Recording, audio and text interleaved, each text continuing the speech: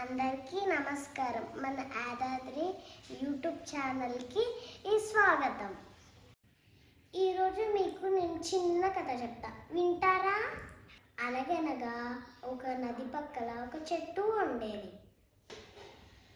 ఆ చెట్టు పైన చిన్న పక్షి చిన్న గుడి కట్టుకొని ఉండేది. దానికి ముగ్గురు చిన్న చిన్న పిల్లలు. ఒకరోజు ఆ పక్షి తన పిల్లలకు ఆహారం కోసం బయటికి వెళ్ళింది.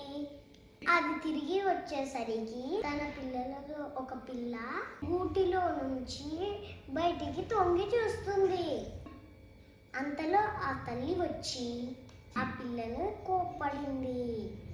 ఇంకెప్పుడు బయటికి చూడకు, కింద పడిపోతావు అని అన్నది.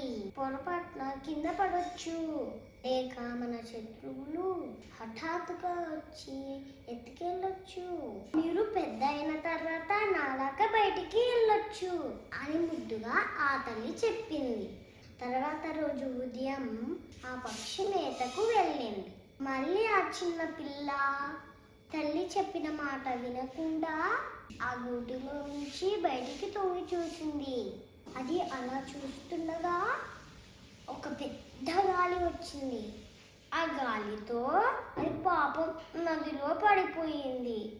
అందుకే మనమందరం పెద్దవాళ్ళ మాట వినాలి. ఓకేనా ఫ్రెండ్స్? నా కథ బాగుందా? Bye bye.